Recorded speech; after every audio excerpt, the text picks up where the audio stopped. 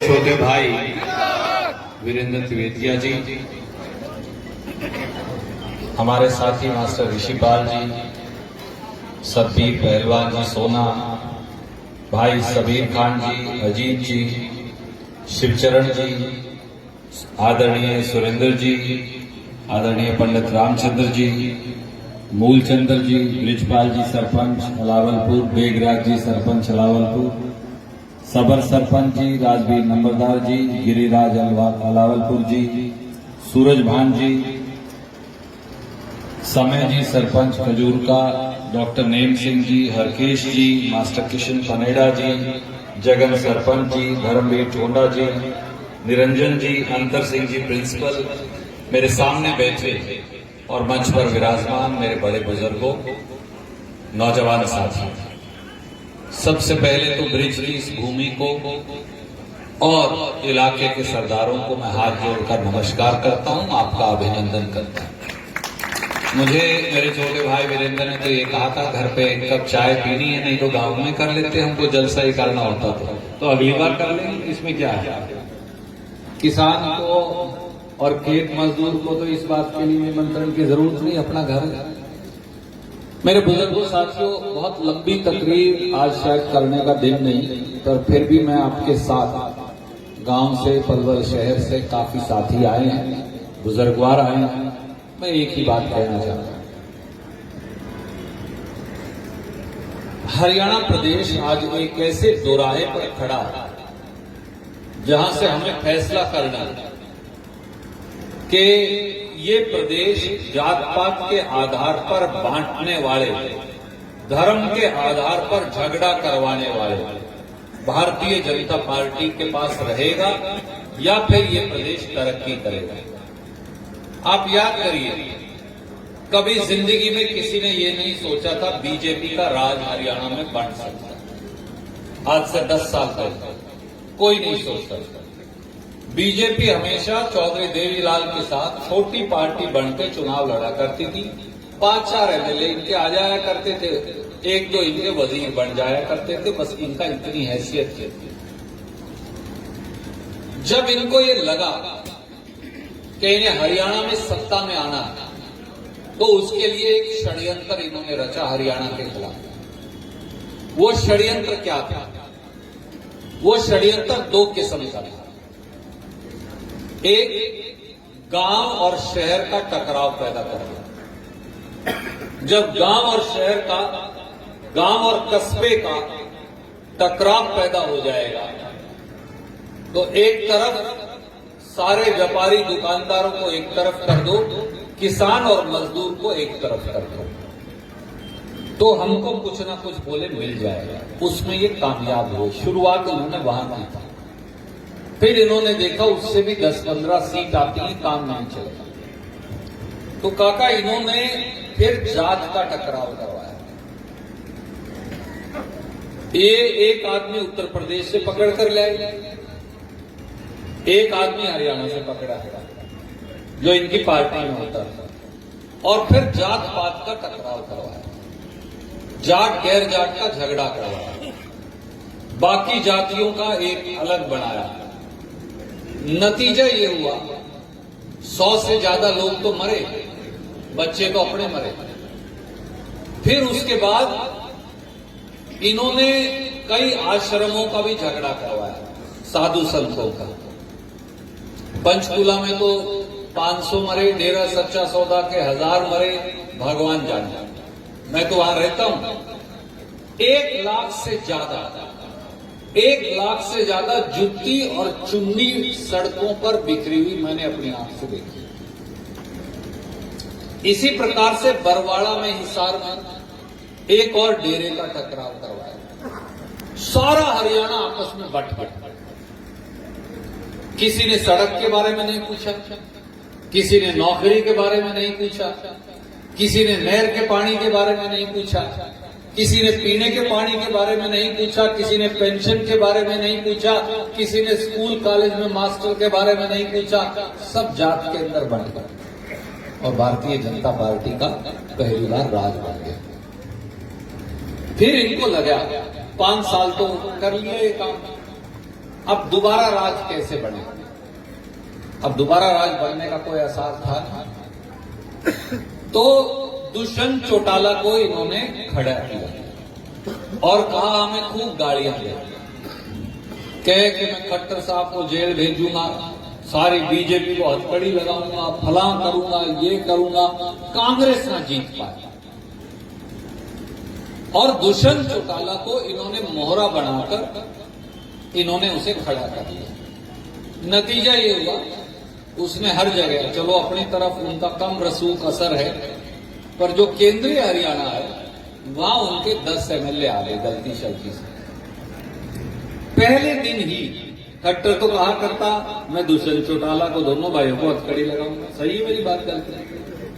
दुष्यंत चौटाला कहता था मैं इनको जमुना पार करवाऊंगा। पहले दिन ही दोनों एक दूसरे की गोदी में बैठ गए। वोट बीजेपी को नहीं मिली पिछली बार, कांग्रेस की और उनकी वोट जो बीजेपी के खिलाफ पड़ी थी, लड़ा लो, तो बहुत ज्यादा एमएलए उनके खिलाफ। उन्होंने राजनीतिक सत्ता के परिवर्तन के लिए उसको अपने पास बिठा लिया गोदी में, और 32 महकमों की मलाई खिला रहे हैं किसी वजीर के पास। अच्छा, यहां तो इतने बड़े बुजुर्गवार बैठे हैं, मैं भी जिस दिन हरियाणा बना तभी पैदा हुआ है, तो मेरी भी उम्र उतनी है जितनी हरियाणा की। कभी किसी वजीर के पास आपने 32 महकमे सुने?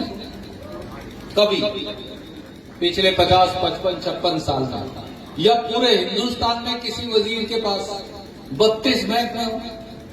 मेरे काका बैठे बड़ी उम्र के, वो बता दो। आज तक पूरे हिंदुस्तान में किसी व्यक्ति के पास 32 महकमे नहीं हुए, अकेला ही ले रहे। तो इसलिए उनकी मलाई खाने लगे, आपकी वोट बेच दी भारतीय जनता पार्टी की मंडी में और राज चलाया। अब उन्हें फिर लगने लगा कि तो दो छल तो रच लिए। आपने ठग की कहानी तो सुनी, ठग जब आते हैं तो वो वेश बदल कर आते हैं, वेश बदल के जो आते हैं वो फिर तब ठगी कर सकते हैं। जैसे बाबा खड़क सिंह से भी करी थी एक समय, तो वो उस समय लंगड़ा बन गया था, फिर उसका घोड़ा लेके भाग गया। तो ठग हमेशा वेश बदल कर आते हैं। भारतीय जनता पार्टी वो राजनीतिक ठगी की दुकान है जो वेश बदल कर आते हैं। अब की बार उनको लगा ये दोनों काम तो कर लिया, अब क्या करें? तो अब उन्होंने धर्म के आधार पर पहली बार गुड़गांव और फरीदाबाद में झगड़ा करवाया। अपना तो कभी झगड़े नहीं हुए, आजादी के पहले नहीं हुए, आजादी के बाद में 100 साल में हमने तो सुने, पर पहली बार मेवात के अंदर, गुड़गांव के अंदर, सोहना के अंदर और फरीदाबाद के एक हिस्से के अंदर धर्म के आधार पर झगड़ा हुआ। और अब वो उसको आगे आगे आगे बाकी हरियाणा में फैलाना चाहते हैं। थोड़े दिन में जजप्पा को निकाल देंगे, उसको कहेंगे तू अलग अलग, 2-3 पार्टियां और ले आएंगे गोज में से निकालना, उनको कहेंगे तू लड़ तू लड़ तू लड़। उन सारी पार्टियों के उम्मीदवार खुद फैसला करेंगे, उनको रुपया पैसा भी मिलेगा और वोट को बांटकर इस बार फिर ये तीसरी बार षड्यंत्र करना चाहते हैं। इलाके के सरदारों, ब्रिज की पवित्र भूमि के मालिकों, मैं आपको केवल ये कहना चाहता हूं, हम लोग तो अपना संघर्ष करेंगे, किसान की लड़ाई भी लड़ेंगे, दुकानदार की भी लड़ेंगे, गरीब रविदासिया वाल्मीकि की भी लड़ेंगे, बैकवर्ड की भी लड़ेंगे, युवा की भी लड़ेंगे, महिला की भी लड़ेंगे। हमारा तो धर्म है, हमारा तो एक कर्तव्य है, हम तो लड़ेंगे। परंतु 2 बार आंख पे पाटी अगर बांध दी, जैसे अपने कहते हैं गांव में 2 बार आंख पे पट्टी बांध चुके, जब तीसरी बार भी बंधवाली आप अंधे हो जाएंगे, फिर नहीं आप बच सकते। 2 बार तो ये पट्टी बांध चुके, तीसरी बार बंधने के बाद चौथी बार वोट डालने की बाट न देखिए। इससे अगली बार फिर ना सरपंच का इलेक्शन होएगा, न एमएलए का होएगा, न एमपी का होएगा, न जिला परिषद का होएगा, ना आपको कोई पूछेगा ना कोई बुलाएगा, ये अपने आप ही चला लेंगे सरकार। जैसे आज भी संसद में कभी आपने सुना है, यहाँ बूढ़े बूढ़े बहुत शाणे आदमी बैठे हैं कि 143 एमपीओं को बाहर निकाल देते, फिर चला क्यों रहे हो भाई? मेरे गांव में अगर सरपंच सारे पंचों को बाहर काट घेर के मैं कल्ला ही चलाऊंगा, तो फिर सरपंची का फायदा क्या हुआ? फिर पंचायत क्यों बनाई? फिर कल्ला ही चला ले भाई। तो इससे अगली बार पर्ची नहीं पड़ेगी।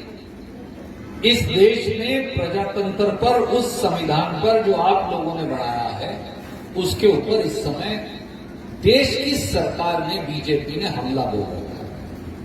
और वो अलग अलग भेष बदलते, बहरूपिये की, या अपने यहां वो बोलते थे ना, वो अपना होता है करेला भी बोल देते हैं उसे, क्या बोलते हैं अपने, जिसके रंग बदलता है वो गिरगिट।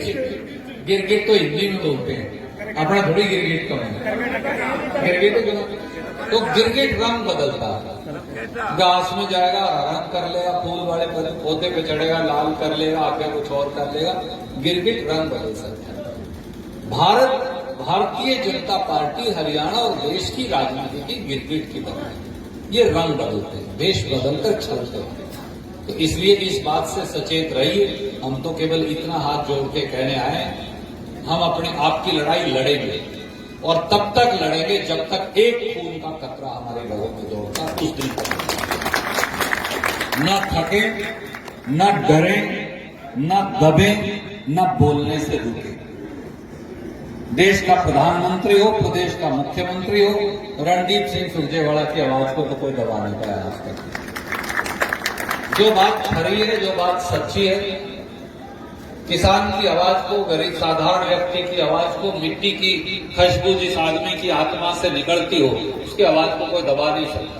अपन ने कुछ कर ही नहीं रखा, ऐसा अपन क्यों दबे? जो बात खरी है, सच्ची है, वो जरूर कहते हैं।